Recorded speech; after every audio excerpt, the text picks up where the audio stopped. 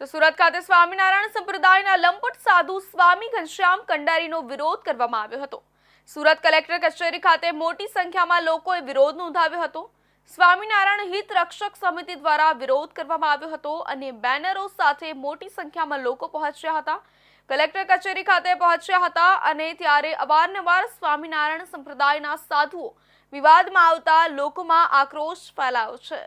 સુરત ખાતે સ્વામિનારાયણ સંપ્રદાય રક્ષક સમિતિ દ્વારા આજે 1 એપ્રિલના રોજ કંડારી ગુરુકુળના ઘનશ્યામ સ્વામી તેમજ અન્ય જે સંતો પાપલિયા કરી રહ્યા છે તેમની સામે તાત્કાલિક પગલાં લેવામાં આવે તે પ્રકારની માંગણી કરવામાં આવી હતી।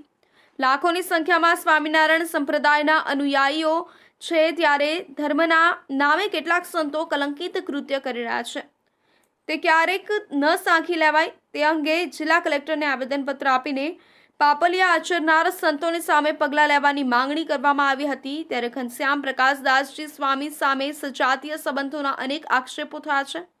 કંડારી ગુરુકુળના સ્વામી અસંખ્ય વખત વિવાદમાં પણ આવી ચૂક્યા છે। સુરતમાં 2 એપ્રિલથી 8મી એપ્રિલ સુધી તેમની શ્રીમદ સત્સંગી જીવનકથા પારાયણ યોજાવાની છે। ઘનશ્યામ પ્રકાશદાસજી સ્વામીની કથાના બેનર ઉપર લંપટ બાબો એવા લખાણ પણ લખાયા છે। સાધુના અનેક વિડીયો પણ વાયરલ થાય છે। વિડીયોમાં જે રીતે તે પોતાની પાપલિયા આચરે છે તે ખૂબ જ દુઃખદ બાબત છે। નાના બાળકોનું શોષણ પણ સંતો દ્વારા કરવામાં આવ્યું છે। તેને લઈને સ્વામિનારાયણ સંપ્રદાયના અનુયાયીઓ દુઃખ વ્યક્ત કરી રહ્યા છે। અનુયાયી હિરલ સોખડાએ જણાવ્યું કે સાધુ સંતો એ સંસારી વ્યક્તિઓને દિશા નિર્દેશ કરતા હોય છે અને જીવનના મૂલ્યો શીખવતા હોય છે, પરંતુ આ ઘનશ્યામ સ્વામી જે પ્રકારે આચરણ કરી રહ્યા છે તે ધર્મથી વિપરીત છે। જે રીતે આસારામને જેલ ભેગો કર્યો હતો તે રીતે ઘનશ્યામ સ્વામીને પણ જેલ ભેગા કરો।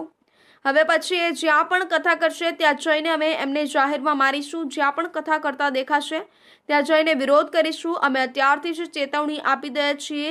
ન આપવાનું જ્ઞાન આપે છે, ન બોલવાનું બોલે છે। સંપ્રદાયમાંથી બહાર કાઢો અને અમને ન્યાય આપો।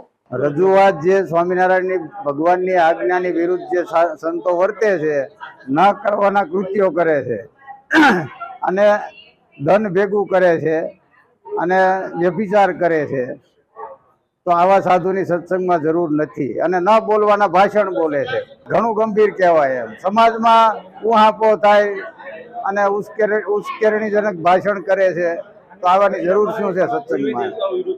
હા, બોલે છે અને ઘણી ફરિયાદ કરી છે છતાં આના કોઈ પગલાં લેવાના નથી હજુ સુધીમાં।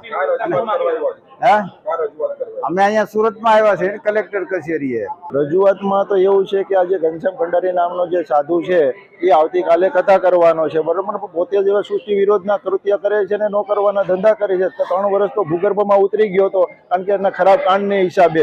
તો હવે એ આવતીકાલે કથા વચ્ચે તો સમાજને શું જ્ઞાન દેવાનો છે, બરોબર? તો હવે આવા સાધુને છે ને સમાજમાંથી હાંકી કાઢો અને પેન્ટ શર્ટ પહેરાવીને ઘરે મોકલી દો। અને આવા વારંવાર દેવી દેવતાઓનું અપમાન કરે છે। હવે અન્ય સમાજ પણ લોકોને એવું થાય છે કે આ સ્વામિનારાયણ સંપ્રદાયના હરિભક્તો નથી, પણ અમે લોકોએ પણ આનાથી ખૂબ કંટાળી ગયેલા છે। તો હવે આવાને કાઢો, એ જ અમારી રજૂઆત છે। અગાઉ કંડારી સ્વામિનારાયણ ગુરુકુળના ઘનશ્યામ પ્રકાશ સામે સૃષ્ટિ વિરુદ્ધનું કૃત્ય કર્યાની સંપ્રદાયના સ્વામી દ્વારા જ પોલીસમાં અરજી કરતા ખળભળાટ મચ્યો હતો। ત્યારે અરજીમાં વિવિધ સ્થળોએ મરજી વિરુદ્ધ 35 થી 40 વખત કૃત્ય આચર્યાનો આક્ષેપ કરાયો હતો।